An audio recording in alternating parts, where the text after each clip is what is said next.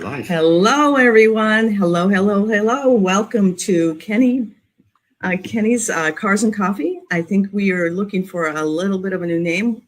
It's Cars and Coffee with Kenny Brown in tribute. Oh, no, in spirit. In spirit. Yeah, in spirit. So, Kenny's here with us in spirit. But Brad actually had another name for it. What was the name that you wanted? Well, I wanted to call it Bullcrap and Bagels, but apparently that got out. The boss lady didn't like that. So it's not going to be that. But anyway, welcome to Cars and Coffee with Kenny Brown in Spirit. We are happy to be here. We have wonderful guests today. And this is episode 81. 81? Don't forget, 81. 81. Yeah, and we want to thank everyone for joining us. And so we have exciting people here, special guests, and many of you know them. They've been in the media for a long, long time. You want me to stand that up? So anyway, so we have Jim Campisano, also known as Campy, and we have Revan Evan Smith with us today. So we're going to bring them on fairly shortly. Just wanted to announce that we will be continuing with Cars and Coffee. We mentioned that last week. If you were not able to watch the Kenny Brown tribute last week, feel free to look that up. Is it on? You can go to our YouTube channel, and the Kenny Brown tribute video in full length is 45 minutes long, roughly, is up for everyone to see. And we're gonna try to also put the Cars and Coffee episode 80, which was last weekend, which has the video and then the before and after. So once I get back to Indiana or back to Florida, I will load that up on YouTube so everybody can see the comments and everything else. Yeah, and what was really interesting about that, we've got many comments on the Facebook Live, YouTube Live that we did last week, the memorial. It goes into great detail. People were memorializing them, and we were reading and we were communicating back and forth, and it's just very lovely. So if you'd like to watch that, I'd highly recommend it. But anyway, now let's get to our special. Oh, wait, we have one thing. What? So somebody suggested that we do, when we start the episodes, that we do a what's in Kenny's toolbox. So I've been rummaging through his toolbox. I can't figure out how to get all of his drawers open, but I found this one cool thing I want to show you. So this right here, hopefully everybody can see it. Everybody knows that Kenny used to run the Skip Barber program at Road America. And so in his toolbox, I found the key to the front gate at Road America, which he's had in his toolbox forever. So this is probably, I don't know, this is from the 1980s or something like that. Mm-hmm. So if anybody wants to get in the front gate after hours at Road America, I got the key now. He used to take his Porsche and he'd close everything up and then he'd just drive around Road America. So that's one of his favorite tracks. He spent a lot of time there. Well, let's get on. We have, again, very interesting guests, Revan Evan Smith and Jim Campisano. So let's join in. Welcome, guys. Welcome. Hey, guys. What's happening? Good to see you. And we invited Jim and Evan here because they have a lot of experience with Kenny Brown, working with them, and a lot of memories. So we thought it would be a good idea to invite them and they could share some of their memories. So just, Jim, real quick, can you give us a little background on you in case people don't know who you are? I think everybody does. My real background, I was a kid who grew up loving cars and loved reading about cars. And according to my mom, I spent too much time reading car magazines. So I got the ultimate revenge. My first job in the automotive industry was being a copy editor, where I actually got paid to read about cars. So that got me off the hook with my mother. I was editor of Muscle Mustangs from 93 to 2006. And that's when I met Ken for the first time. I think you guys were still in, was it Nebraska or, Project Industries back then. You hadn't moved to Indy yet. And like I said, Kenny, although I'm sure I scared him quite a few times in a car, he was just a great influence on me. He's such a cool guy. One thing we had in common is coffee, his love of coffee. We used to spend so much time just talking. I know he had Ken's Blend in Indy, the one coffee shop. So it's very tough for me because I thought he was the best. But I'm really happy to be here today to carry on spirit. Thank you, Jim. That was beautiful. Evan, why don't you give us a quick background on you, and then if you want to share a memory, and then we'll just start sharing some really fun stories about Kenny. Sure. So much like Jim, I grew up with an insane love for cars with really no explanation why I had that attraction. There's multiple pictures of me as a baby and a little kid with just every picture as a car. I have a car in my hand, and that grew and grew. I ended up working on cars, being a dealership mechanic, realizing that was not the best path for me, and went back to school. And at the time, I was very fortunate that I lived only about 15 minutes from Englishtown Raceway Park. So drag racing was very accessible to me, and that's actually where I met Jim Campisano and the guys who were doing Cars Illustrated and Muscle Mustangs.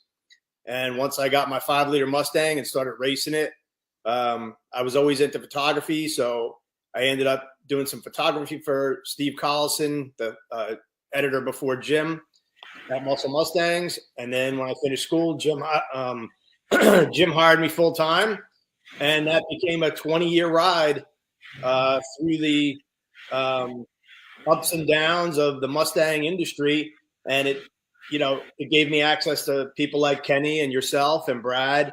And even though my roots were kind of in drag racing, Jim got me to go to a Kenny Brown track time school where I thought I was going to be an instant hero, and quickly realized that I know nothing about turning left or turning right or stopping the car other than, how much room is in the shutdown area.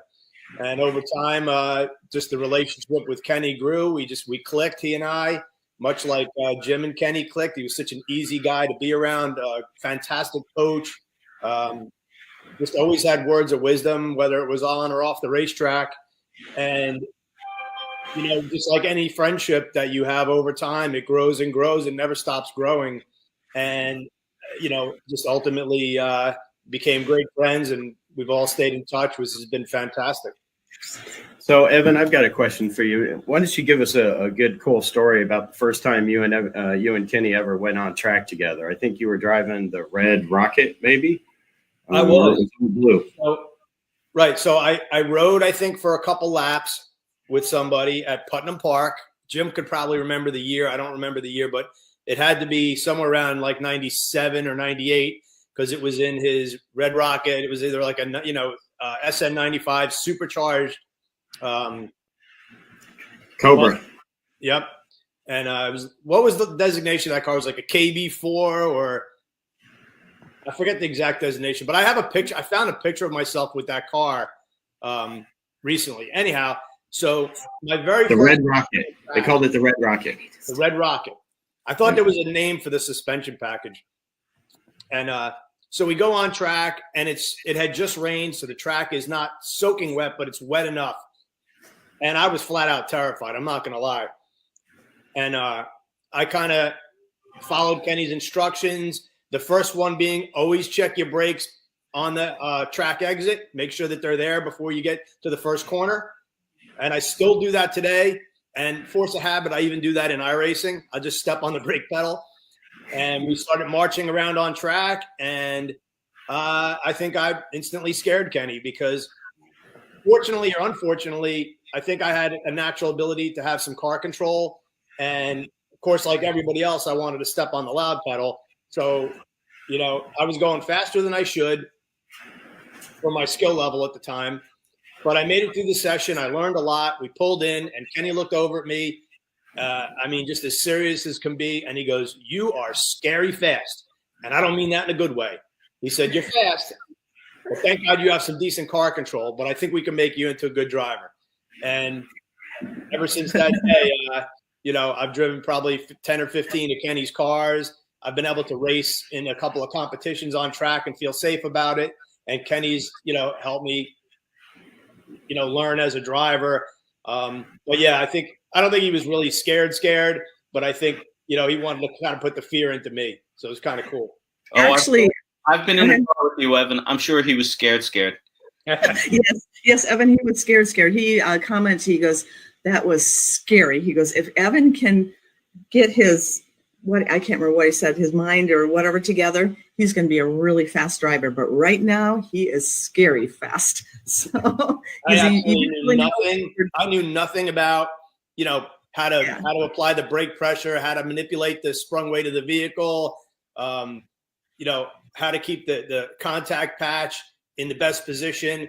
I just knew that I had, I could control the car. If it started sliding, I was naturally going to correct. Entering turns way too fast, understeering, snap oversteering. And then if anybody's ever been to Putnam Park, so I think that what really got him was we dive into the carousel down there. And it's a turn, if you're not familiar with Putnam Park, that kind of dives down, and then it's a big sweeping carousel and comes up on the other side. And we went in a little too hot. I snap oversteered, and I just had the throttle on pretty much the whole way. And I drifted before drifting was a thing, all the way through the turn. And now we're carrying a lot of speed coming up the hill, and you have to be over to the left. And somehow I made the next corner, and I think he was probably just shaking his head like, what is this idiot doing? Yeah, I think it was car control. He goes, if he can capture like car control and just a little more experience, he's going to be really fast. But right now he's scary. So Jim, why don't you give us a little story about your first time on track with Kenny? I don't know if that was at Putnam Park or if it was at Watkins Glen. I believe it's actually Watkins Glen. It's funny that I had been to the Putnam once or twice. Actually, no, I hadn't been. I hadn't been there before. But the first time at Watkins Glen, now I had known, obviously Kenny Brown Performance was a big advertiser of Muscle Mustangs. I had been to one driving school when I was editor of Muscle Cars magazine back in the day when I had a C4 Corvette. So, I had one driving school under my belt. So I was, of course, Mario Andretti Jr. here. And so we were at Watkins Glen in my 97 Cobra. And again, you really don't know how much you don't know until you're in a car behind the wheel, and especially on a track like Watkins Glen, which to this day is still my favorite track.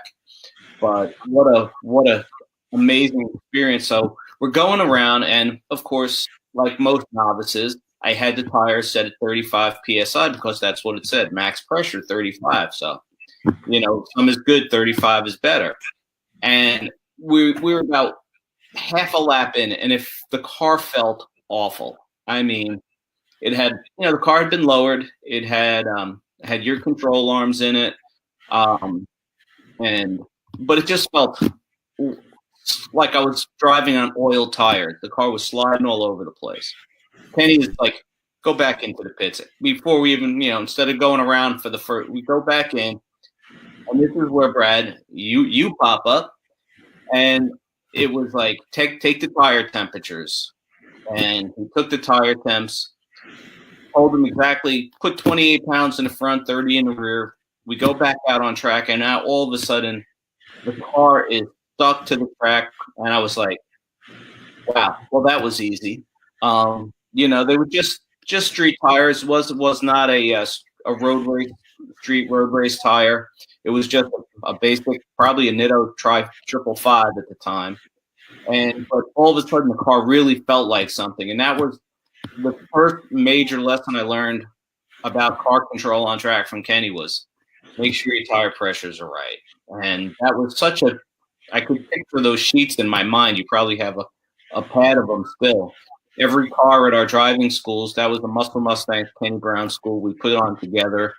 And I just took that so much away from tire pressures. And I've kind of gone with people when I was at other magazines and Super Chevy and driving their cars on track, and it would have so much air in the tires. It was like, no, you got to take them out. Let the tire do the work. And that was lesson one from Kenny. Yeah, cool. That's a cool story. And I think that your car, one of the Muscle Mustang feature cars that you had nicknamed Superfly? Superfly, DOHC, dual overhead cam, but as we called it, Destroyer of Hideous Camaros. That's I will tell you, Jim, I think you're the only guy to ever tackle Watkins Glen with either 456 or 488 gears. 488s, please. Wow. What's a 456? That's a baby gear. That's great. Yeah, and I remember, Evan, you being at Watkins Glen too. I think you were brave enough to try to follow me around the racetrack in Old Blue at one point. And that probably gave you a good taste of just how crazy I am behind the wheel. Yeah, I rode with you a couple times, and thankfully I'm still here to talk about it. I think I followed you or rode with you at Sebring as well. The blue car, driving Old Blue was the first time for me that I ever drove a real race car. So, Kenny had given me a lot of opportunities. I drove the red car, the Red Rocket, and I think a few other of Kenny's builds. And then he felt I was ready for the race car. And I always wondered why why he held back on that, because the other cars were much faster in a straight line anyway. And there is a huge difference, if you've never done so, between driving a high performance street car still with sound deadening and street brakes and street steering and street tires, even if the stuff is really good and grippy and powerful and durable. A race car has a totally different dynamic. It makes noises that would scare the crap out of somebody for the first time, because the brakes are screaming and talking to you. You hear, there's no sound deadening, so you hear every vibration, you feel everything. You're in a seat that's bolted to the chassis of the car, and with really very little padding, so you're feeling things that you wouldn't normally feel. And then, of course, that car had no ABS, so finding the limit and being able to go fast without just stepping on the brake really hard is a whole different experience. And I'm not saying I was really great at it, but I did recognize the differences. And when I finally got to drive that car, it was pretty special. What about you, Jim? Do you have any fond memories of driving Old Blue, especially for the first time? I just remember getting in it and just, it's almost like your first kiss, your first date. I mean, it was, you never forget your first race car, right? And I remember just, driving that car at Watkins Glen, and my God, what a revelation, and, again, coming from the more horsepower is always better school, I can never understand why Kenny never really amped up the power in that car. It was a very, very light car. I think it made Brad, about 300 horsepower, maybe. Yep. And, but then when you get behind the wheel and you're driving it on track, it was perfectly balanced. Or as perfectly balanced as any car could be with me behind the wheel. And I just remember so vividly the feeling, the sounds. As Evan said, the sounds are incredible. Just everything about it was just blissful. It was the only way I can describe it. And I put a lot of laps on that car at the different driving schools over the years, different tracks, Putnam Park. It's a special car, and spines out to the max. I mean, just so great. I mean, you couldn't turn a tire bad in that car.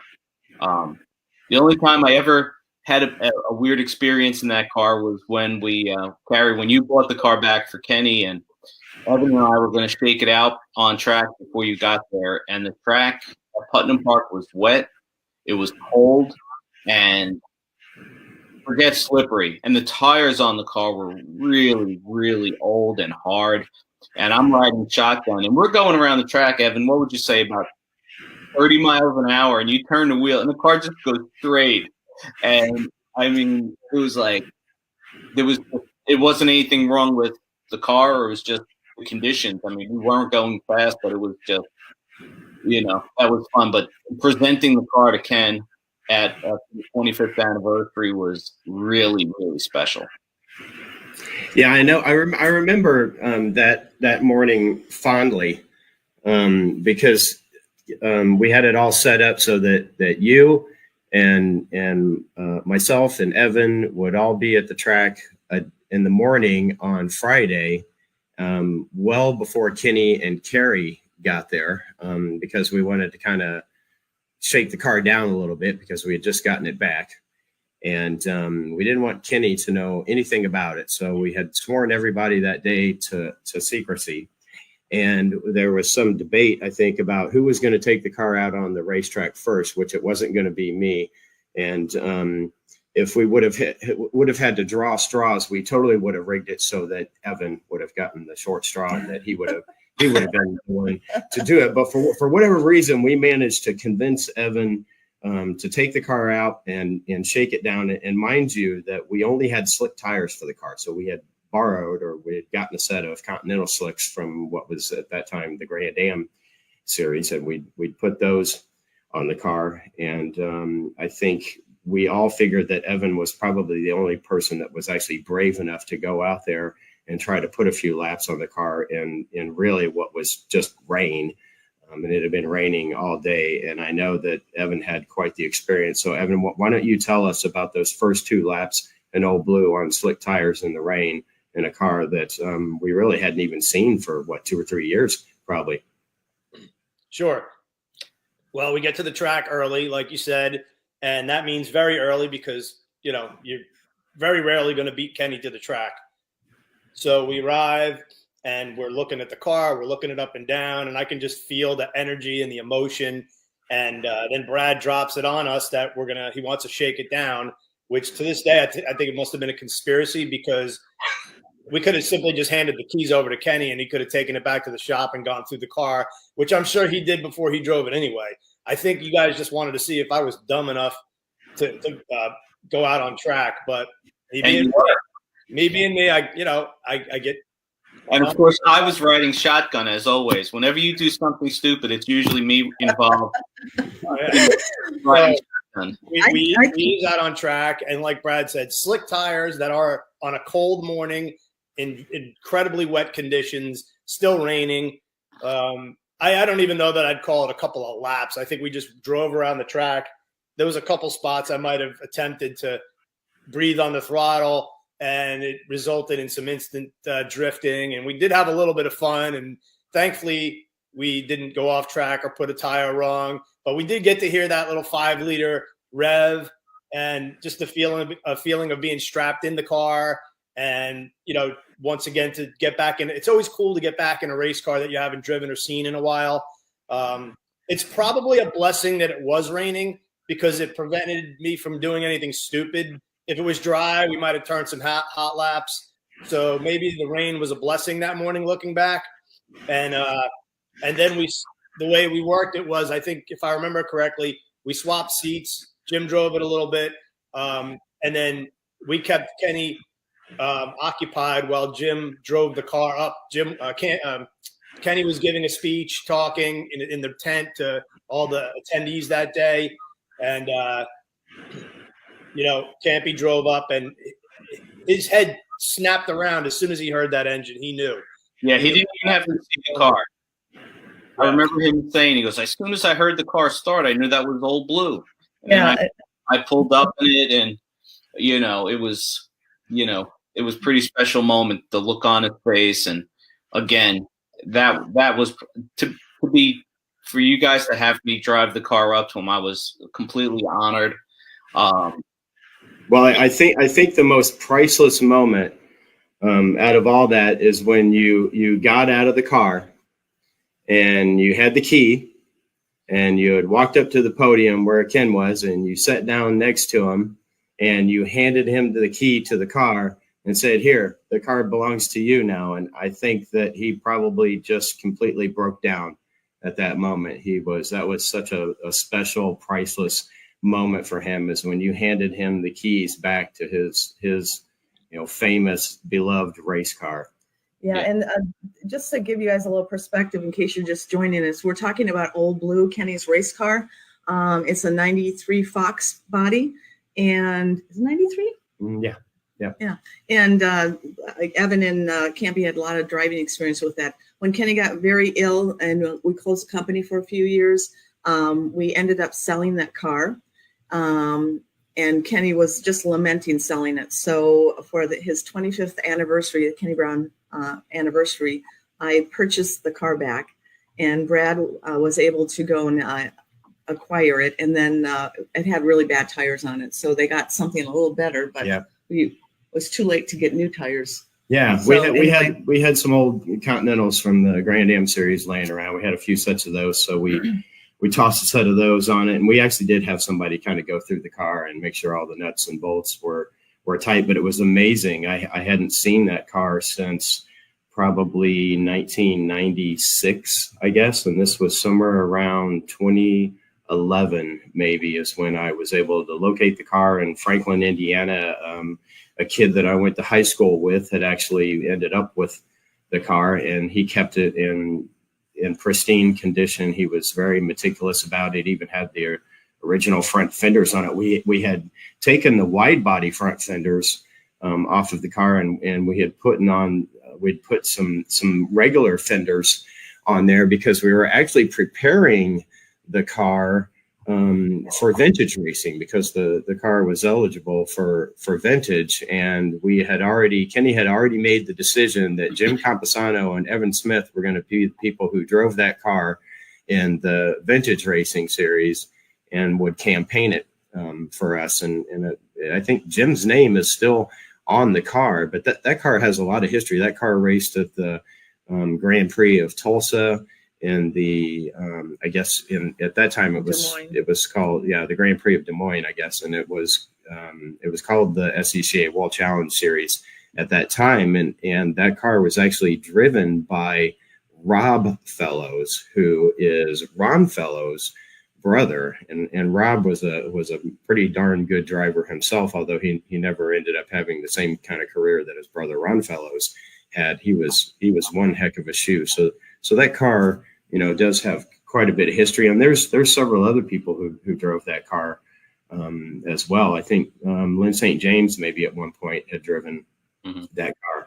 I'm not sure, but Old Blue was a great beast, and so I have an interesting question for both of you, because before you do that, I want to announce if you guys want to ask Jim or Evan any questions, please put them in the comments, and they'll be answering those. So please ask your questions or put comments in there. We'd love to hear what you want to ask them.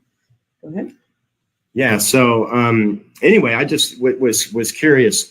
The first time that both of you, so this is a question for both Evan and Campy.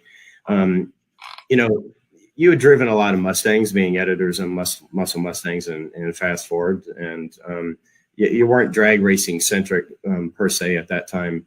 Still, anyway, but I'm just wondering, the first time that I ever drove a Mustang that had a full Kenny Brown suspension in it, all I can remember is going from my '89 Fox body, which had all complete stock suspension, to the first time that I ever drove a Kenny Brown prepared car with Kenny's full suspension, and I was awestruck. It was just unbelievable how he could just take a well-engineered system, put it on a car, and completely transform it into something that I can only describe as Porsche-like or Ferrari-like. So what were your thoughts on just how he prepared the cars, how he engineered his suspensions, and of course the first time you drove them, what were your thoughts? Regardless of what car it was, the Red Rocket or anything else. I'll jump in here. I will say, Kenny's philosophy, really keep it simple. There are a lot. I used to deal with a lot of the Mustang companies, drive a lot of cars, and some of them were very fast, and certainly they were fast on the street, fast on the track, but they were unlivable. I mean, you just couldn't. They were just rattle traps, and they would re-engineer the entire car. And then you get in one of Kenny's cars, and it had the simplest, most basic stuff, but they were always fast, always faster. They were great cars. I mean, the more some of these people would do so many crazy things to these cars that, like I said, maybe in an actual road race or something, they would be a little faster. I don't know. But Kenny's cars utilized the basics. And, Ford did a lot of engineering on the Mustang before they gave it to you. I don't know if people know this, but the front suspension on the Fox Mustang was designed by the same guy who did the front suspension on the original Ford GT in the 60s. So the car did have some good bones. I mean, we always talk about, we laugh because the car was in production so long, but the car really did have some great engineering, and the fact that you could do so much with the car backed that up. But Kenny's great parts that you guys make, and and it showed you didn't need to re-engineer the car from the ground up to make it fast. Well, actually, one of Kenny's keep it simple was one of his values, but also he considered himself a car builder, and what he would do is he would engineer the car to perform together. So you really didn't know what was, if you drove it, you just knew it was a fantastic car, but he really had the correct braking package, the correct suspension, the correct amount of horsepower in the car. And that's why they, it performed together. He always said, I'm a car builder first, and if I can't find the parts that I need, I engineer them to, I create the parts myself. So I think that was really fabulous because he understood the whole car. Yeah, that was one of the unique things about Kenny is because he was a car builder first. He built the car, and then he took everything that he had put on the car and basically carved that out into the parts program, so that whenever he sold you a part, he knew that was a proven part that he had tested, and it was certainly worthy of putting his name on it, and then obviously sending it out to the masses. Evan, what did you think about the first time you drove on a car that had a Kenny Brown suspension? Well, the first thing is I didn't know cars could do that, because I'd really only been exposed to drag racing where you put slicks on the car, you loosen the front end up, you make it bite and go in a straight line. Not that that's an easy thing to do. There's certainly a lot of science. But once I started to gather the theory behind how a car handles and takes a corner, and the balance between understeer, oversteer, manipulating the sprung weight to make the tires that are doing the work, how to get the most performance out of them by either braking or, with the accelerator pedal, I was able to then grasp what Kenny was doing.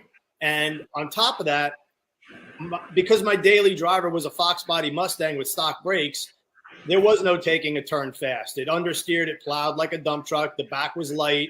They could spin the tires at will. So I'm probably most impressed with Blue because Ford obviously improved the handling of the cars as they went down the line up until, we got to S550.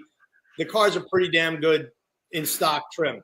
But to take a Fox body Mustang, and there were so many people that Kenny sold parts to and different suspension setups that he engineered for those cars, to take a car that really was not designed to be have race car like handling. Of course, for the time, for the mid 80s, they did handle better than most cars. And coming out of the 70s, the Fox bodies handled better than the heavy lumps that were in the 70s and early 80s. But it certainly wasn't race car like handling. So for him to go into his own brain and figure out the geometry, steering angles, caster and camber, and more impressively, what to do with the rear suspension, that to me was just absolutely incredible that he was able to do that. Yeah, Kevin, you spent both of you spent a lot of time with Kenny on track, but Evan, you went on and you've done some pretty cool things. You're a One Lap of America winner with your co-driver Jeff Lucina. I think you were driving a Roush RS3 or something like that at the time, and you've driven several race cars. So can you give us maybe some insight into what the things that you learned from Kenny early on that you were able to carry on throughout the rest of your career and even get into doing some real racing? What are a few things maybe that you carried over that you think really helped you transcend to that next level? There's quite a lot, Brad and Cari. To be honest with you, the first thing is there's literally like a checklist in my brain that's embedded when I do on track or the times where I've been fortunate enough to drive a real race car in a competition. There's literally like a checklist that's emblazoned into my brain from it starts days before, hydrating yourself, not staying up late, not drinking alcohol. Kenny was big on that. Not too much caffeine, drink a lot of water, especially, the day before. And then simple things like Jim alluded to earlier, tire pressure. Make sure whether you're doing it or your crew is doing it, that it's done properly. Inspect the car, because your life could be on the line when you get in that race car and you hit that first corner. So you want to make sure that the car is in good shape. And then build your speed up. Don't go out there and set a hot lap the third lap. If you're at an open track event, especially where you're going to get 5 or 6 sessions, then start slow, build your speed, work on your braking zones, and you'll go faster that way. If you're driving a Mustang, I always remember Kenny's theory, which was brake in a straight line, don't trail brake too much, turn in, open the wheel, and go. You don't want to have a lot of steering angle in a big, heavy front-engine Mustang when you go back to the throttle. So open that wheel up, breathe the power on, do everything smooth. Apply the brakes aggressive, but smooth. Like I mentioned earlier, before you head out on track, you're going down the pit out. Just tap the brake. Make sure they're there. Make sure that there's nothing that caused a brake failure that you're going to go barreling into the first corner. And then as the weekend progresses, maintain your hydration, make sure you eat. And then everybody thinks that you're going to just keep going faster. Say it's a Saturday, Sunday deal and you get 6 on-track sessions. Your last session is not going to be your fastest session. It's going to be maybe the first session or the second session the second day. And that last session, turn it back a notch, because now you've got all the confidence in the world and you might get the red mist. Don't get the red mist. And if you don't know what that is, Brad will explain it.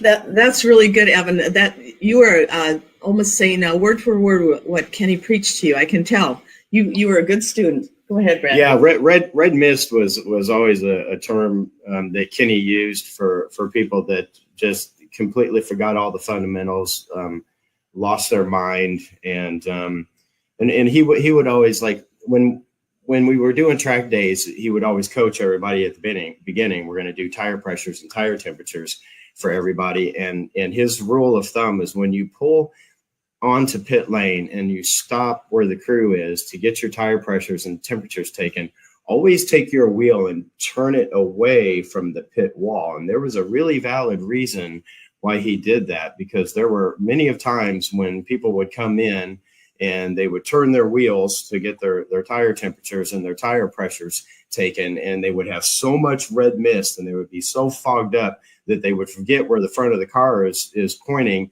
and they would let off the clutch and take off and drive straight into the pit wall.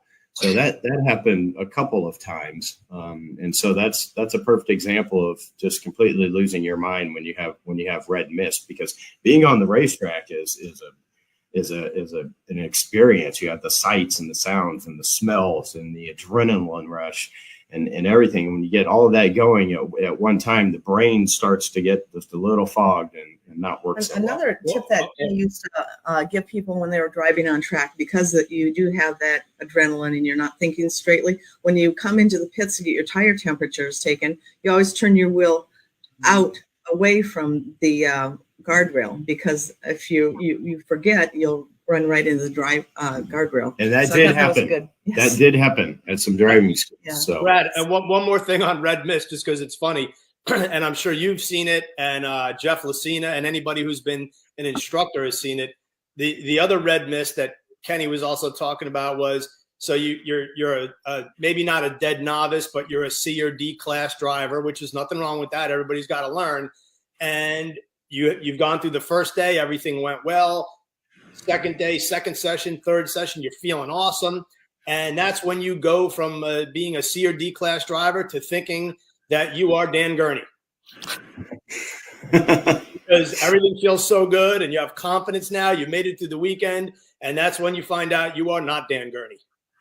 Yeah, I have a great red mist story from one of our Kenny Brown schools at Watkins Glen. I mean, and no matter how much you preach it, and Kenny preached it all the time, and I was in my Cobra, and this was not our first school. I mean, we did a lot of schools at the Glen, so I'm really like I said, I just think I'm the greatest driver ever, and Kenny would always preach that last session, dial it back, but I was going so fast, I thought I was truly the world's greatest driver.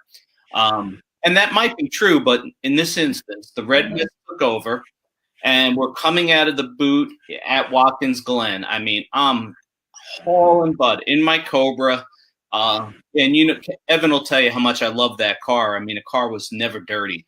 I mean, I waxed it like crazy, probably like 9,000 coats of wax on the car, and with my daily driver, and I'm flying around Watkins Glen, and we used to use the whole track, including the boot. We didn't do the shorter NASCAR track.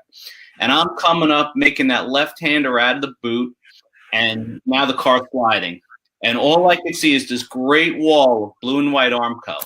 And I'm thinking, what is the right side of my car going to look like with blue and white stripes on it? At the last second, the car grabbed, and I finished the session a lot slower than I did before. But red mist is a real thing, and it almost proved very, very a very costly mistake.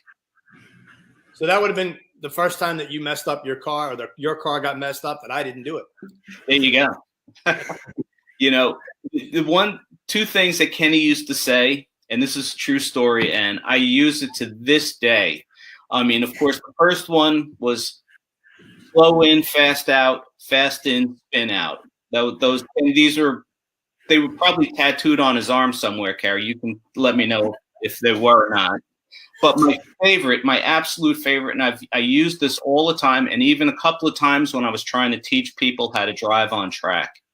The tachometer is not an applause meter. People will just get crazy. They think the tach is just there to cheer them on, and it's like, guess again. And you know, I find it interesting that, like I said, I did enough schools with Kenny, and then you know, when Evan and I were like the senior members of the staff at one point, you know, we had been there forever. People are coming to us, you know, when we were one of the few small magazines, and I say magazines meaning Super Chevy, Muscle Mustangs, our Mopar magazine, that we actually made deals with racetracks that not only do we have the drag strip, but we could use the road course. So we kind of became the guys who would school some of the younger kids before they could go to real racing schools. We'd give them some instruction, which, like I said, given my skill level, is a pretty remarkable thing that anybody would let me do that. But thanks to Kenny. I mean, I didn't say anything that Kenny didn't say to me. I could see what people were doing. They scared me, just like Kenny, you know, just like I scared Kenny. Paybacks.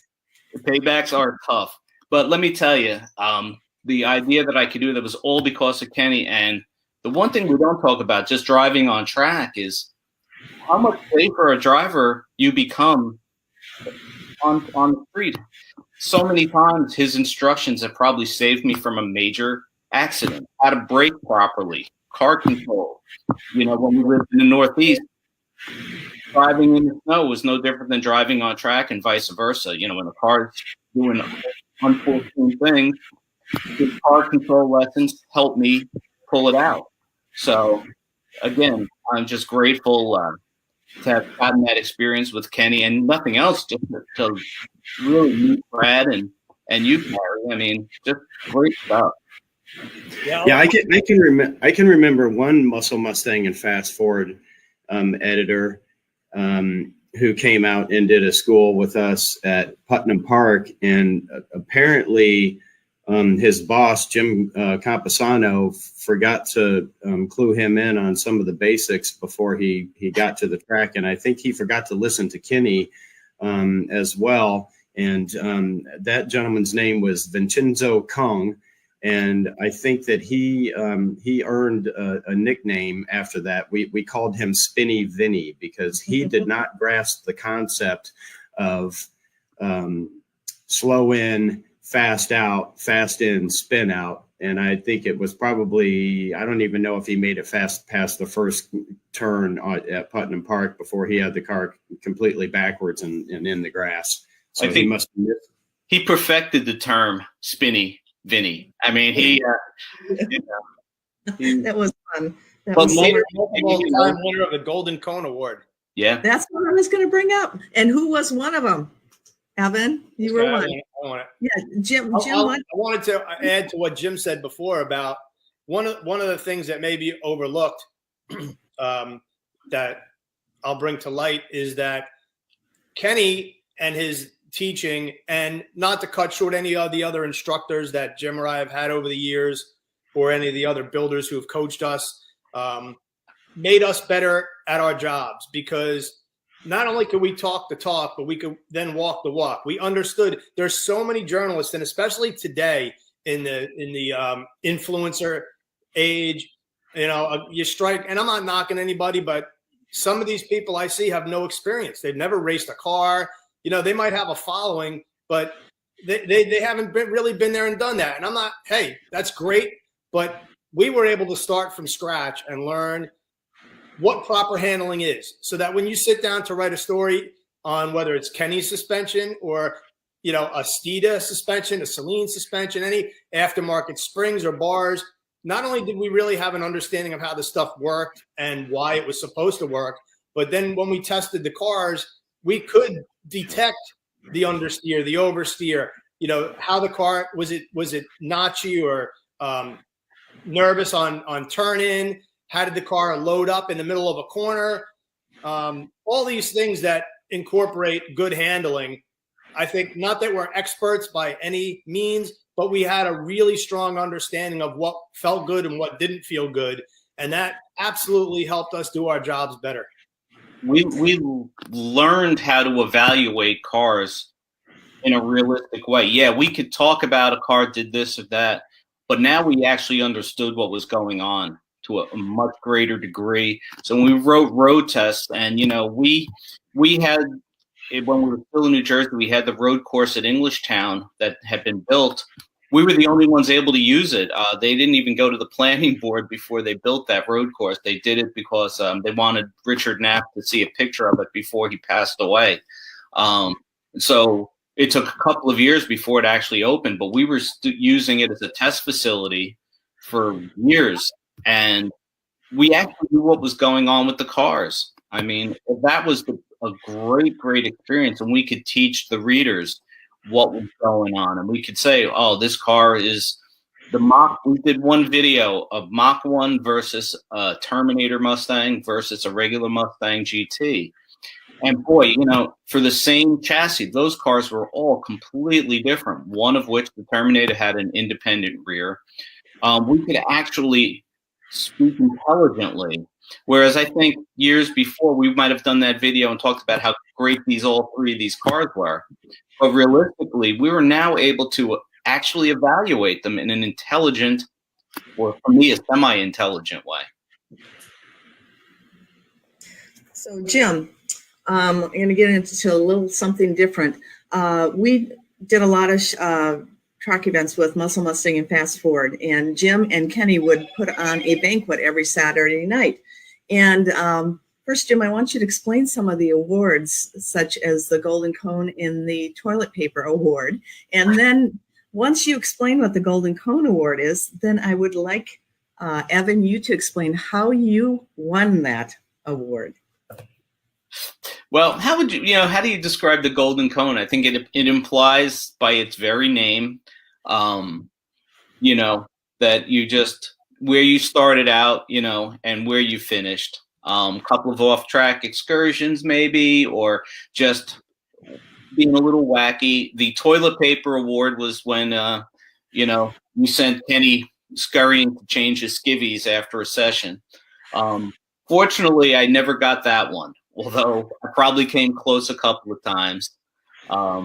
But we used to do so many schools, and it was so much fun to give out those awards, the Golden Cone, and, we taught people how to be drivers. One guy who could really give Spinny Vinny a run for his money with the Golden Cone Award was Joe Jaimo, the owner of Pro 50 Shifters, and the guy who literally invented the shifter that changed the Mustang hobby. Joe was the sweetest guy in the world, but you talk about a guy who when he started out, man, he didn't have any business on a racetrack. I mean, he went off the first turn at Watkins Glen more times than probably Tony Stewart. I mean, it was crazy. But Joe learned, and he got to be a better driver, and he certainly earned a Golden Cone Award or two. Real quick, I have a funny Joe Jaimo story. So one of Kenny's things in teaching race driving or road course driving was don't watch the guy in front of you. You still have to run your line. You have to be aware of the driver in front of you because he may or she may brake earlier than you or later than you, and that can absolutely upset your rhythm.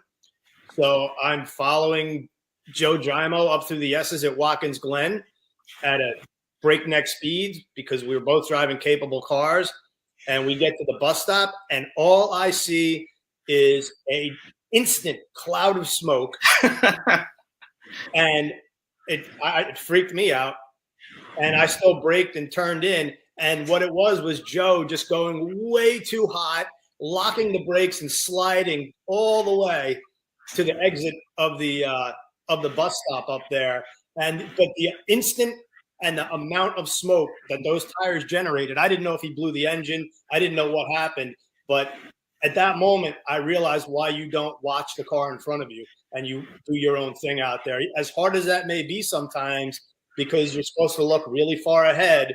And if you can't see really far ahead because there's a car right in front of you, that's part of what, Kenny started to get into with Jim and I, which was the next level, which wasn't just the handling and driving, but race craft, how to drive in a pack, how to drive around people, how to race a car. And it's a completely different skill set than being able to get in a car and turn hot laps around a track, being in traffic, setting somebody up for the pass, blocking without,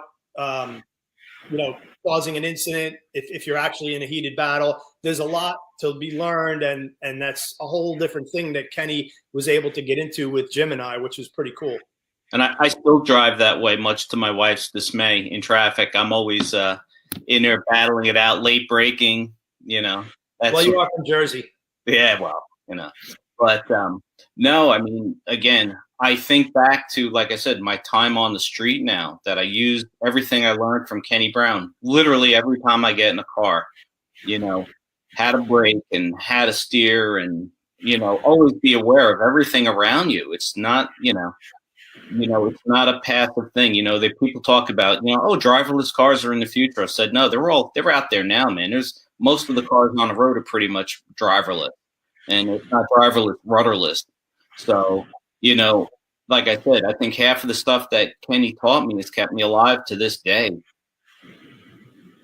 Yeah. So Evan, I have a question for you. What did you do to deserve the Golden Cone Award? Yeah, you've been kind of avoiding that, Evan. Yeah, you're avoiding it. I'm going to be 100% honest. There is a photo of me with the cone on my head, which yes. you guys have. Okay. I'm going to be dead honest with you. I don't know if there was later on alcohol involved at the banquet. I honestly don't remember what the heck I did. But then again, I don't remember a lot of stuff. So, Jim, do you remember what he did? You can remind me, because I would love to tell the story in my words, but I have no recollection of it. I don't remember either, to be honest. And, we don't just give out the Golden Cone Award either. You have to really earn it. So I'm sure Evan did something that Kenny was, quote unquote, impressed. But I don't know. Cari, we're going back some years now. I know, quite a few years. I'll tell you what, I remember watching Evan one time. We were at Putnam Park, and you could pretty much see most of the way around the racetrack except for Dead Bear, which was the carousel corner that Evan described earlier, which is a downhill off camber at the entrance and an uphill off camber at the exit. But I remember, I think it might have been in Old Blue, watching Evan one time, and he went into the entrance of turn 5. And I don't know if I just completely lost my vision or what, but I never saw him come out of turn 5. And I was kind of wondering, was he that fast? I just blink and I missed him, or did he just disappear from the racetrack? Well, he was scary fast. And he's scary fast. But he did come back on the racetrack, and I saw him come back around. So I don't know what happened there. So I honestly think I would be 100% honest, because I love making fun of myself, but I think I was just that fast, and maybe, you didn't have enough coffee. You couldn't follow me with your eyes or something. But, I think the only time I was terrifying in the carousel was that one time with Kenny, and then I came in a little hot driving John Blevin's Factory 5 Cobra Spec Racer, because John let me drive that car at that same event, but I think he let me drive it before I rode with him. I wish I would have ridden with him first because I would have had a better idea of how that car handles, and you drive that car a lot different than you drive a Mustang. And I didn't really understand the concept of momentum. It was just drive it like a Mustang, but I had a moment in that car, nothing too bad, but I didn't go off track, but it was a little sideways on entry. Evan, I've got a question for you. The first time, I'm sure that you remember Tom Reese fondly. Tom was the leader of track time driving schools, and I believe that there was a moment when Tom was in the car with you when you were coming through the exit of Dead Bear at Putnam Park, and he did something with you that he never actually did with me, and I think he yelled at you. You remember that story? He did. He did. Well, first, I got the best ride to this day. I've had the van ride at Bondurant. Awesome. If anybody's ever heard the Bob Bondurant stories, then you know what I'm talking about. But before I answer your question, Tom Reese, not only do I remember Tom, but Tom gave me a ride around Putnam Park in a Ford Taurus. And it was the best ride I've ever had in my entire life. And I've been very fortunate. I've ridden with Dale Jr. at Las Vegas in a cup car. I've ridden with Rusty Wallace and Max Pappas at Road Atlanta. I've had some fantastic experiences to watch the pros do it. Tom in a Taurus was setting up in the grass, taking apexes with half the car on the grass. It was the most fun ride ever. But yeah, so coming through the carousel with Tom, and I don't remember which car we were in, but I was like Kenny that first time. I was a little sideways on the exit before, and I was way on the throttle before, really being in position and opening the wheel and getting the power on. I was like mid-corner on throttle, sliding it through the corner. And when we got done with that corner, he looked over at me and he went, "Excellent car control. Next time, unwind the effing wheel." Oh, that's good. good. Tom was a character. He was he did some coaching with me one time, and I got to tell you that, in fact, Tom, he used to run the one lap of America, and eventually he got kicked out because he won he won the competition at every track, and I think he won the thing like 4 times in a row, 4 years in a row, and he was driving some kind of a car that had like an airplane window on it. I can't even remember what the car. The console. That's why I quit after my first time doing it. They had originally the 2.2 liter turbo Dodge K car motor in them. And I remember he took me for a ride before I had ever even gone to a driving school. I was a photographer at an event for Vet Magazine, and Tom took me for a ride in the Consigliere or Consigliere, whatever it's called. And I was like, it was an ugly car, but fast. I mean, it was like riding around the original ones. Like I said, they had those. It doesn't sound like a lot of engine, but when you consider the whole car weighed about 2,000 pounds with the two of us in it, it flew. And those things went around the track like you can't believe. And later, I think didn't they put a V8 in them later, Brad? Yeah, they did. And he drove one with a V8, but you're right. That was the most god-awful looking car I'd ever seen in my life. I mean, it worked on track. Hey, Campy. Yo.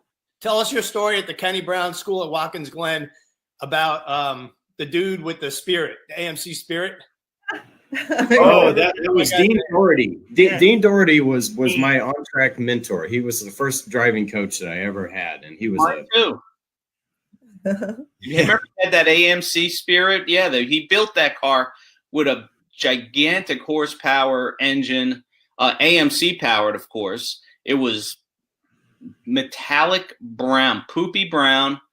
But it was like him and his dad put that car together, re-engineered the suspension. It was like riding in a cup car. I mean, it was a NASCAR stock car with an AMC body, pretty much.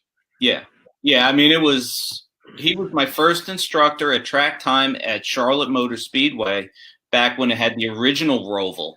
I did that in my '84 Corvette, and man, what a great guy! What a fun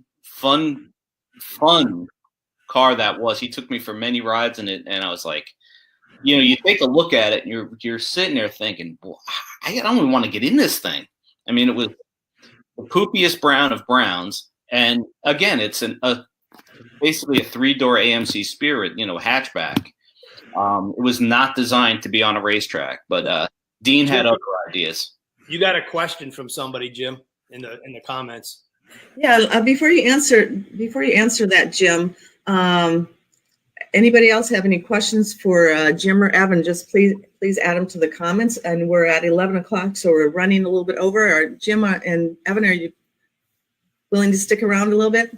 I'm not going anywhere. Okay. Yeah, I already. My private jet doesn't show up till 2:30, so I'm good for a little bit. That's good. Okay, Yeah. great. Well, Jim, I will read the question to you, and then you can answer the question. It says, Jim, I'm originally from Detroit, but I've been living in Point Pleasant Beach for the last 9 years. Where in New Jersey are you? Honestly, I love driving my entire life, but the East Coast and New Jersey are some of my least favorite places to drive in the country. Well, you're down at the Jersey Shore, which there aren't a lot of really great driving roads down there. It's completely flat. I grew up in Jersey City, and the roads, you go a little bit west of the city out into the country, and there's these great, great mountain driving roads that are just, of course, the biggest problem you have is hitting deer, and now bear. I don't live in New Jersey anymore. I am down in Florida. It's kind of my job to move to Florida if we've been in New Jersey a certain amount of time. But the driving roads in West Jersey, just unbelievable. I mean, just an absolute blast. When we did that video I was talking about earlier, you go out, take Route 23 all the way out of the state, and you're at Hawks Nest, which is one of the scenic, beautiful places to drive a car in the country. I mean, they use it for cars. Hey, Jim, something happened to your audio. We can hear you, but it's very muffled. I didn't touch anything. Am I still muffled? Nope, Yep. not anymore. No, I was saying you've got to go to West Jersey and drive the roads up there because they're just really beautiful. Those mountain roads. You just really do have to be on the lookout for bear, and there's not a lot of runoff, so you don't want to be crazy. But that's the place to be if you want to drive in New Jersey. Jim, let me interject. The guy's name is Tim Allen, ironically, who asked the question. Tim, my dad lives down that way. Jim also lives in Florida down here with me now. We both moved down about 13 years ago. But so Tim, from where you are in Point Pleasant, I'm going to give you an awesome road to drive. Take Route 70 to 571 north, turn right, and drive that road all the way until you hit Route 33. It's probably a lot more residential than it was when I was there, but that road is probably from where you are, it's very close to you, and it's one of the coolest roads. A lot of different types of corners, a lot of trees and people, so be careful. But if you want to have like a little mini Tail of the Dragon kind of experience, you go drive that up and back, and you'll have yourself a blast. It's amazing, Evan. You and Campy have been together as long as I've known you guys, as long as I can remember, and it's absolutely incredible that you two worked together for all of those years. And I'm sure you went through some great times and some difficult times, but the fact that you spent all of those years together and you are still as close as you two guys are. I mean, you guys are like brothers. It's really a great thing to see that you guys have stuck together for all of these years. And I can only imagine that you guys probably got into a couple fights at some point because you would have had to, because now you're probably like an old married couple. Do you have? We've never had a screaming match. No. Even I think Campy used to get mad at me because he would try to put like 17 stories a month on me, and I'd whine like a girl. Dude, it's too many stories. I can't get them done. Campy was, as an editor, and still to this day as a friend, the ultimate optimist. Like he literally sees the top of the mountain and beyond. Where my nature, I'm more of a realist.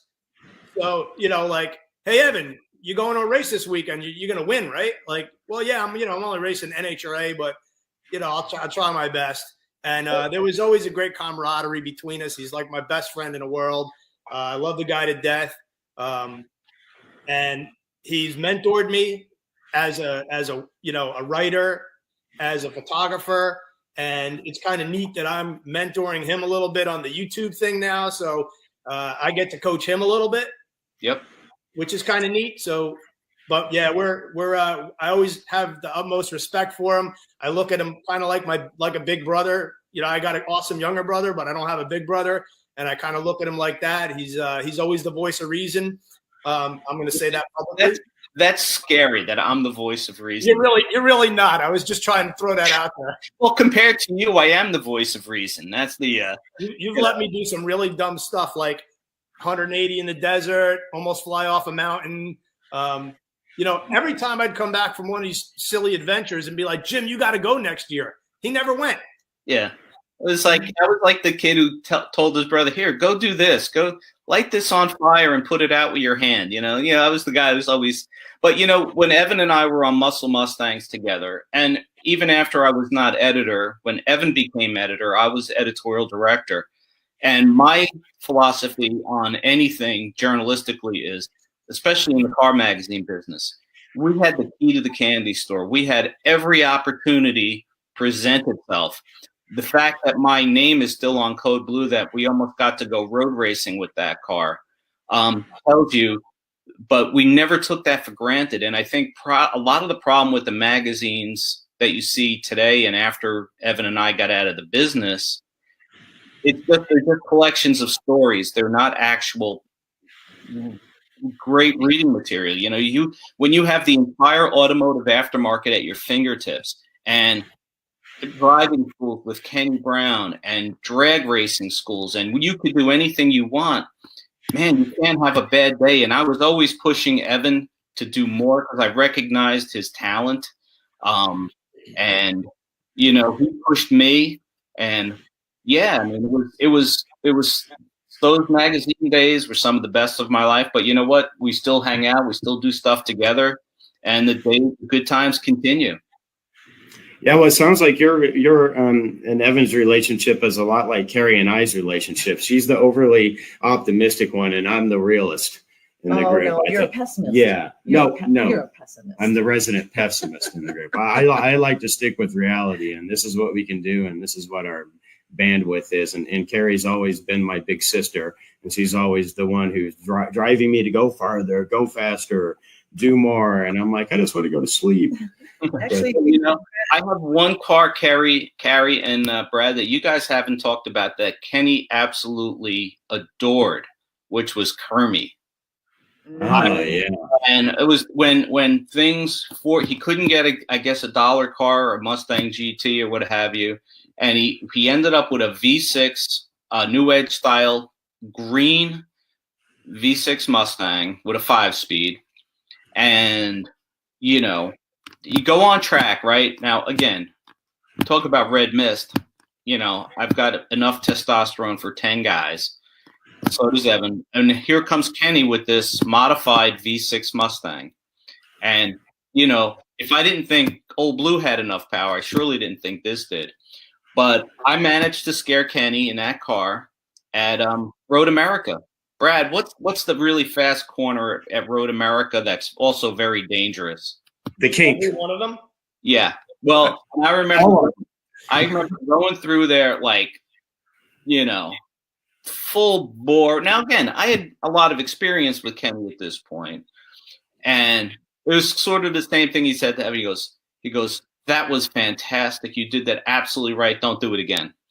I guess I didn't realize how, dangerous that corner was, and I did it right. But I just figured, it's because you taught me everything I know, Kenny. It's your fault I went through so fast. But that was the Kink. Yeah, everyone that crashes heavy crashes at the Kink. Yeah, and I guess at that speed it doesn't end well either.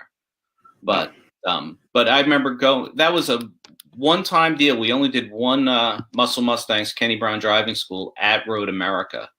But what an amazing track, and what a fun time we had. I'm really lucky that we got to do that. I mean, it was really it's amazing to think that how many schools we did at Watkins Glen. I think I spent more time at Watkins Glen than almost any other racetrack, except for the one at Englishtown. And you really can't compare the two. The track at Englishtown is really a drift course, and it's a good track to learn. But Watkins Glen that's a man's course there. That track does not forgive fools. Yeah, and Campy, I don't know if you know this or not, but we're going to have a public celebration of life for Kenny, and we're going to be doing it at Watkins Glen. We don't have the date yet. I don't know if it'll be this year because they're full. But he wants his ashes spread at Watkins Glen, so we'd like to extend an invitation to you and Evan to join us there when that happens. So, oh, love to. That'll make for some great YouTube fodder. And speaking of YouTube, Campy, you're kind of getting into YouTube now, I guess, under Evan's tutelage, since he's mentoring you on the YouTube thing. But I love what you're doing. You love vintage cars, and so you've got a YouTube channel. I think it's called Car Campy, and I love to follow it because you have some great old Mopars and Chevys and Fords and everything, and cars like when you and I were growing up. Those were our inspirational cars. So why don't you tell us a little bit about Car Campy and tell the viewers how they can find you and follow you. Well, as you said, the name of the channel is Car Campy, Campy, 3 words. I'm on YouTube. I really do love vintage muscle cars. In fact, the first magazine I was the editor of was called Muscle Cars. It was the original muscle car magazine. And, those cars from the 60s and early 70s represent a time where, the horsepower was coming on like gangbusters, but they didn't really stop or handle very well. But they just had the styling was unencumbered by government regulations. You want to make them pointy, you want to make them wild looking. I think of the Dodge Daytona and the Plymouth Superbird with enormous wings on the back. And the rumor was that the Superbird and Daytona couldn't be sold in Maryland because they didn't have front bumpers. They just had the nose cone because they were designed to win in NASCAR. I'm fascinated by those cars. I actually wrote the Encyclopedia of American Muscle Cars. I think it was, I don't want to tell you how many thousand words. It was 80 or 120,000 words. So I really, in addition to my day job, I'm the sales director for the National Muscle Car Association and the National Mustang Racers Association. So if you really were having an event this weekend in St. Louis, so if anybody is in that area, we're at Worldwide Technology Raceway this weekend. But I do love, like I said, I love these old cars. I wouldn't want to drive one on a daily basis anymore, though I have done that too. My 65 Dodge with a big block that's in my garage still was my daily driver for a while. Until I realized that it still drank gas like it was 28 cents a gallon. But please check out Car Campy on YouTube. Please subscribe. I need all the subscribers. Need all the subscribers I can get. And as I say, it's free and worth every penny. Yeah. And Evan, you've got your own YouTube channel, and it's quite interesting. Evan, you have a long history and relationship with Ford, and I like to live my life vicariously through you now, because you get to do some of the coolest things and a lot of what you're fortunate enough to do nowadays, is an integral part of the content that you share on, I think it's Revan Evan Media. So why don't you tell us a little bit about your YouTube channel and kind of what you've been up to, some of the cool Ford products that you've been able to drive this past year? Sure. Slight correction. It's just Revan Evan, and Revan like an R, Evan, not with an I. So it's just Revan Evan, a little play on my name. And I'm very fortunate, Brad, that I do have a lot of these connections. I've been able to be a test driver for Ford on the last bunch of GT500s and the GT350 and the Cobra Jet Mustangs, where I get to not only drive them before anybody else, but to be a part of a very small part, albeit, of the development team with helping with drag launch control and things like that. And so I have a long-standing relationship with Ford. The last weekend, Abe and I drove a new Bronco up in Michigan, brand new Sasquatch that we had for a week. That was pretty cool.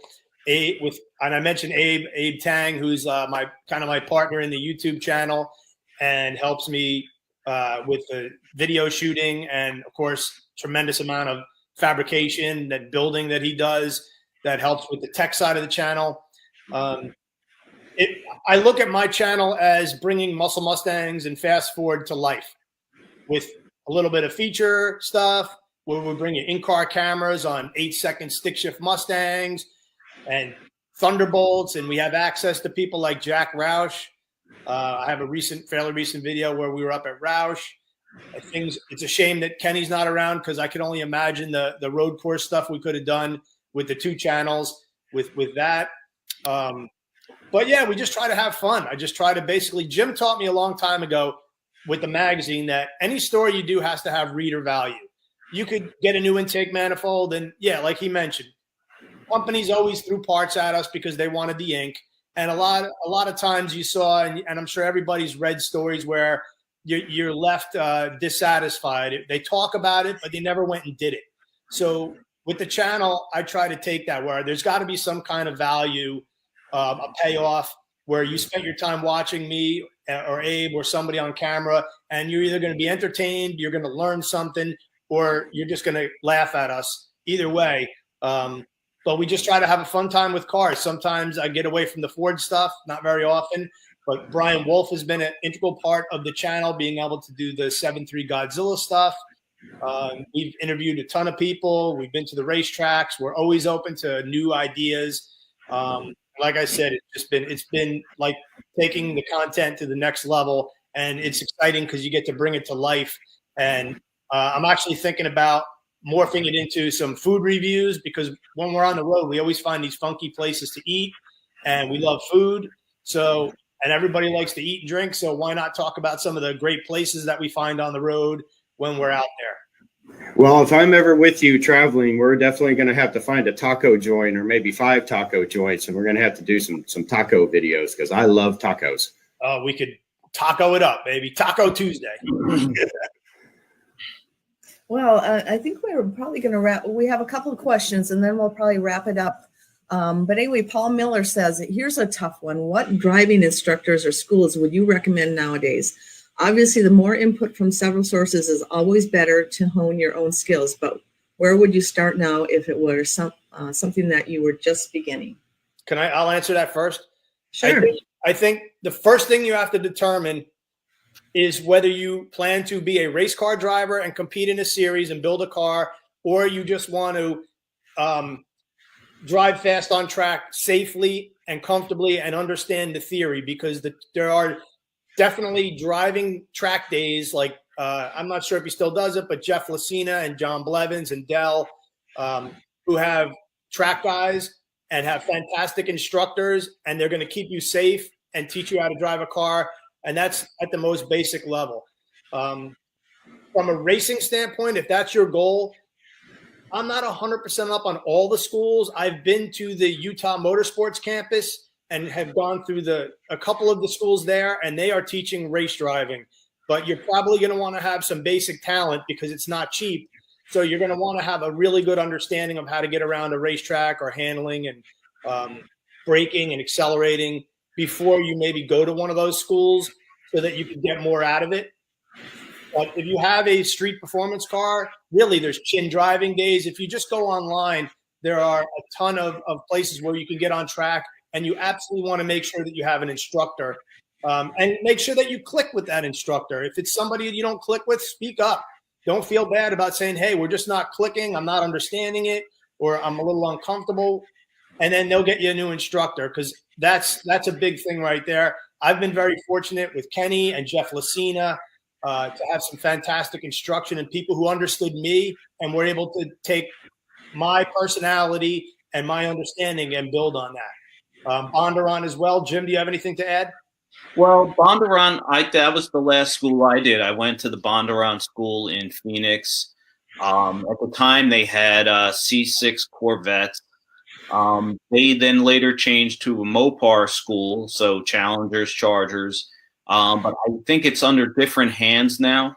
But the one thing I would say is just about every road course, big or small, has driving schools and driving clinics. If you can't afford to go to Skip Barber or some really high-end school, take your car to a track. Like I said, I know Englishtown on their road course, they do driving schools. There's enough driving schools out there. Jeff, you mentioned Jeff Lucina. He's at Hastings Motorsports Park now. They have a driving school coming up. I do a little bit of research, but that's what the internet is for. I would say there are probably no bad driving schools. Any school that teaches you car control, you get some time on track, it's invaluable. Like I said, Jim, as you speak of the internet, I know this might sound crazy, but I do a lot of iRacing. And if you have a decent setup for iRacing with some good equipment, it is absolutely invaluable for learning tracks and learning how to control a car, because the algorithms and how they set the cars up is fantastic. Jim, you've driven my setup, and it's not a video game. It's not at all. No, it's really the biggest problem I have driving your simulator is you can't hurt yourself. So I just do a lot of stupid stuff and end up red mist. Hey, real quick, somebody just subscribed to our channels. Dylan, thank you. All right. Thank you, Dylan. Dylan is one of our Speed Therapy Academy students. So he's actually going through the program right now, and I always love it when he joins us for the academy sessions, which we do on Tuesday nights and Thursday nights. So Dylan has a Fox body with a big giant turbo on it. So his background is always a picture of the engine bay of his car, and so that always creates a lot of cool conversation when we have our masterclass instructors on. We bring on instructors from various different fields of performance and racing, and we have lots of cool instructors. But the first thing they always see is Dylan's engine bay, and they always have to make a comment about it. But Dylan's has a Fox body, and he's converting it into a road race car.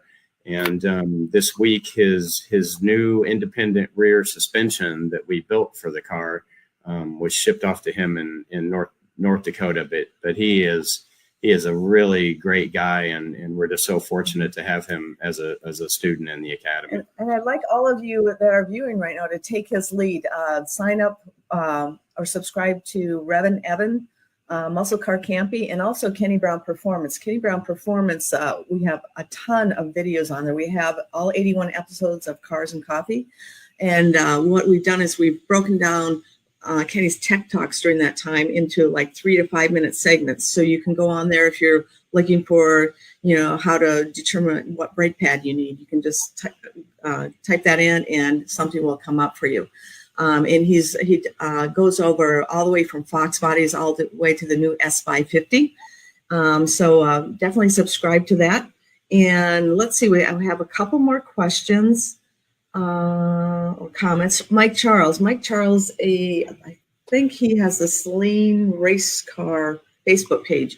And there's going to be a reunion at Watkins Glen September 7th and 11th. That's with the they're going to be racing with vintage car. Yeah, vintage cars. SVRA, and I think SVRA. so that's a SVRA and a Trans Am weekend. The Trans Am series is now its own series, and they recently purchased, I believe it was SVRA. If I'm not, somebody correct me if I'm wrong. No, the owner of SVRA also owns Trans Am. Yeah, so those are great fun events to go to. But the Celine race car reunion is going to be at Watkins Glen September 7th through the 11th, and they have invited us to join. Although I don't know if we're going to be able to make it up there for that event. They actually invited Kenny to join because what they're having is Mike has invited all the people that are related to the Celine program in the 86, 87, probably 89 series. Steve Celine will be there. A lot of the, engineers, the crew chiefs, a whole bunch of people, and Kenny was invited to go there and talk about it. So if you're in the area, make sure you stop by. It should be a really good event. Let's see, we have a couple more. Oh, Tony, I'll get you yours. I'm just going to read this comment out loud. Sounds great, Evan. Was able to drive a new GT500 last summer in Eastern Pennsylvania. What an amazing car that is. We love our new Bronco, and I actually went to school with Jack Ross Jr. back in the day. I guess I need to check out your channel too. I miss the days of the magazine, but I would still like to hear professional opinions on the new tech and experiences. And then Tony, we all know Tony. We refer to him as Tony the Tuner. It's been an honor to be part of the Kenny Brown family. Oh, thank you, Tony. Like Evan, I have been blessed to do what I love, and sharing the passion with everybody has been an incredible ride. Kenny, Cari, and Brad made me feel at home here, and I will never forget it. Thank you. Thank you so much, Tony. And these kind of comments is what, if you listen to last week's episode 80, Brad should be getting it up on the YouTube channel, and it's on our Kenny Brown Performance Facebook page. It's worth viewing that, because you'll hear Kenny go through his career path. We had recorded this video almost a year ago, but he goes through his whole career path, which is pretty interesting. And then at the end, we have a little memorial for him. So it's really heartwarming if you need a little bit of that. I think I might go back and view it. And then we have another one. I'm sorry, I don't see people's names today. I don't know why it says Facebook user, but that's something I really think I'd like to do. I love to drive and love to learn now if I can just get my car together a little better. And then we have Summit Point in West Virginia has several groups, FATT, SCCA, and the Chin are. Yeah, it's Hooked on Driving, which is the Chin Motorsports driving school. And they're pretty popular. If you just check your local track. There's usually always something going on there. Check their schedule. You'll see Chin Motorsports group and Hooked on Driving.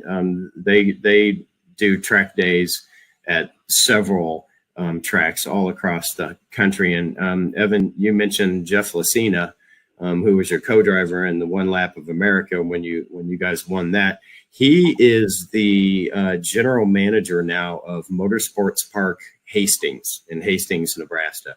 And that's a track that they've put a tremendous amount of time and effort into. They just repaved the surface. It's a great track to learn on. He has a group of instructors, and they do several open track days and driving schools there as well. In fact, in September, they're doing a big Mustang event there. That's a Friday, Saturday, Sunday event. And there's even some people who are coming in early on Thursday. But that has always been, it's kind of still in its infancy. They've done a couple of the Mustang events there, but it's growing by leaps and bounds. There's always a good group of people that attend. And of course, we've been invited to that this year as well. And so next year we're talking about maybe doing a Kenny Brown driving school in conjunction with their Mustang event there. So stay tuned for that. But always a place to go and get instruction. Just check with your local track, and they will point you in the right direction. Okay, so if I may, Cari, I'm sorry. I just want to say, don't forget about autocrossing. You know, you can learn a lot at your local autocross. There's events everywhere. They're not terribly expensive. It's like going to a test and tune night at a drag strip. You can enter an autocross and really start to get a feel for your car. You know what you're doing. Some of them do have instruction, but there's a chance to get out and really exercise your car. And it could be any car. It could be your daily driver. It could be anything. But don't forget about that. It's a great entry-level way to get involved with handling and motorsports. And I guarantee you'll have a ball. Like I said, there's nothing about punting cones around on an autocross course. A lot of fun. It's so important too. You're exactly right, Jim. So I think in closing, I'm going to announce a couple of things with Jim and Evan. On closing, if you just want to share a few thoughts about Kenny. So right now, I just want to share with you, we are continuing on with Cars and Coffee with Kenny Brown in spirit. We will be inviting guest experts like Jim and Evan. We are also going to be showing some video of some tech tips that Kenny always shared, just some Encore presentations. So we'll kind of mix the two together in every Cars and Coffee. So we hope you will continue to join us for that. The company is continuing on.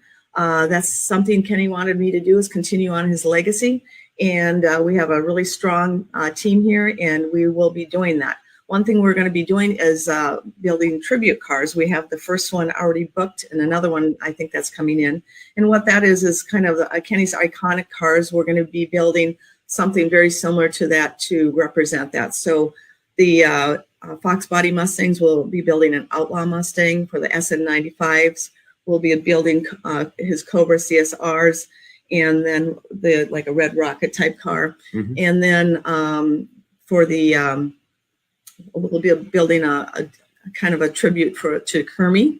And then we also, for the S550s, and for the, what else was it?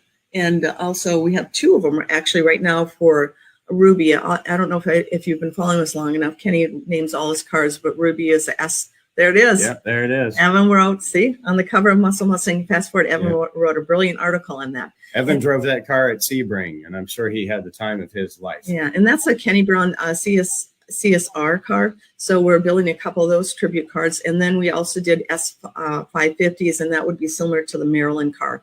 So they're all really awesome cars. So that's something we're doing going forward.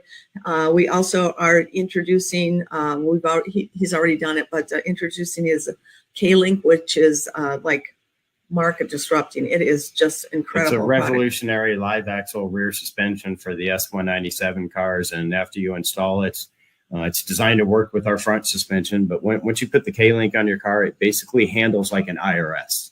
So in lieu of putting an IRS in an S197 platform car, Kenny developed what he calls the K-Link. It's a patent pending. It's a variation of the original Mumford Link. It's a really cool design, and man, does it really transform the car. So a lot of people said, hey, we want to put an IRS in the S197. And Kenny said, nope, you don't have to do that, because you can use my new K-Link suspension and it will handle as good as any IRS that you can stick in there. So that's in production still. We're making them in limited runs, which are already mostly pre-sold in most cases, because we've got a list of people who are waiting to get them. But that's a suspension that we're going to be talking about a lot more in the coming weeks and months. And so just a couple other notes. We are continuing our free 15-minute consults. Obviously, Kenny will not be doing them, but Brad will be doing some of them, and Rich. So if you have any questions, just sign up for that. It's on our website.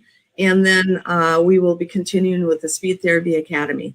So we will be doing replaying some of what he had, and we will be having live master classes. So just continuing on as we were. It shouldn't be a problem continuing, except for we miss Kenny dearly and his expertise. So Jim, why don't you share a couple of words if you want to in closing? Kenny? Yeah, I know. Oh, well, I would say, first of all, Brad, Kenny was a mentor and a dad to you in some ways, you've said. So I know the company you'll be helping carry, and, I think Kenny lives on in all of us because of that's for sure. What a wonderful guy he was. I mean, he taught us all so much, not just about cars, his philosophies on things. Like I said, I so lucky that I got to know him as well as I did. I wish over the last, my every life takes a different trajectory. Sometimes you never know. The last time I saw you guys, I think was at PRI a couple of years ago, and I just wish we could have spent more time together. Life is unfortunately like that. But I think, like I said, just it's as simple as we were standing in line to get lunch or something. We just ran into each other. Those are the great little times. We did our schools, we did our stories together, we drove fast, but just getting to know Ken and spending time was something I won't forget. Yeah, it's just incredible that he's gone, and it's such a loss to, I think, the Mustang industry, and to obviously us as a business and us personally. Evan, do you want to say a couple of words? Sure. I mean, I could just absolutely reiterate what Campy said. He just meant a lot to all of us. His friendship, you carry that with you every day. You carry the things that he taught, me on and off the track. He's had a huge influence on me as a person, more so than anything I've ever driven. When you think about him, you just think all good things because he was a great man. And he brought a lot of people together with these events and with his passion. And I have so many great friends in the industry and all over the country who enjoy racing Mustangs and road racing in general, and just going and being a part of these events. And I've shared a lot of great times with a lot of great friends. I travel a lot. I'm very fortunate.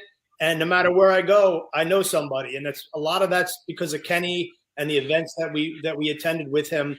And I think about that stuff every day. And fortunately with the iRacing, I get to employ my road racing non-talent all the time. And I think about Kenny all the time when I'm behind the wheel.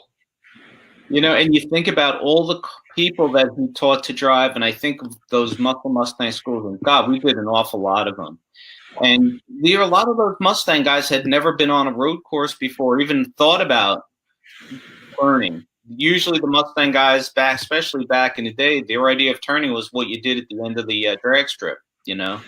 And he taught a lot of people how to drive, and he really made you want to learn more about it. And that's like I said, his love of coffee, his love of single malt, and his love. He was a very single-minded guy. He was very, very focused. I mean, hyper focused, which I'm not. I'm like all over the place. I mean, I don't know if I'm undiagnosed ADD, but Kenny was hyper focused.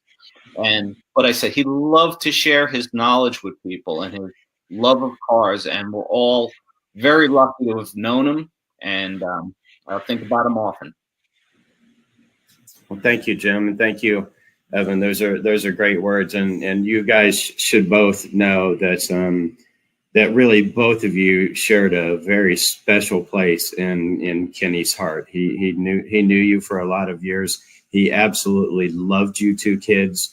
He thought the world of you because you're like his kids in kind of a way, just like me. So, but yeah, you should know that you two people really had a special place in his heart, and he truly did love you.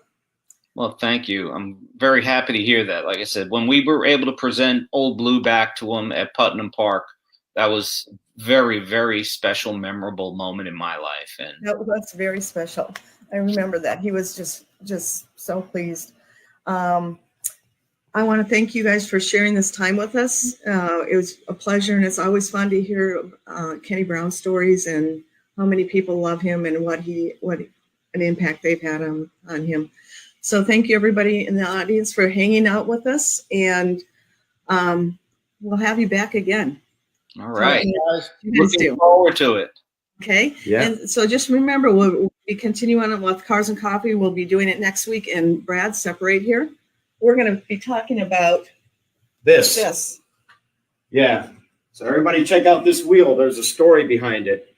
I don't know if you can see the damage on this thing. Missing a piece. Yeah. So we're gonna tell the story behind that next weekend, next Saturday on Cars and Coffee.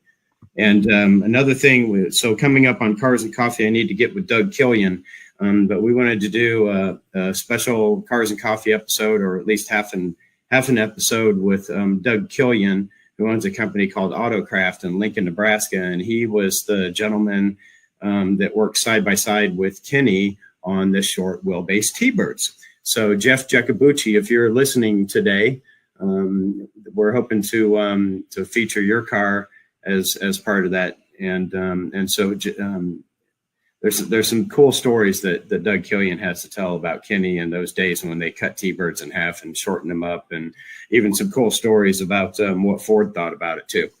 So anyway, we're going along here, but thank you for hanging out, and appreciate you, Jim and Evan, for joining us today and sharing your memories. Thank you. I'm honored to have been asked to join. Okay, well, we look forward to seeing everybody next Saturday for the next episode of Cars and Coffee with Kenny and Spirit. That'll be episode 82. And apparently we're not going to do bagels and bullcrap anymore. No, so I'm not. Well, you really get good bagels outside the New York metropolitan area. So, You don't want to go with a second-rate frozen bagel or something. That would be Yeah, cars and coffee will remain. Okay. Take care, guys. All right. Bye-bye. Bye, everyone.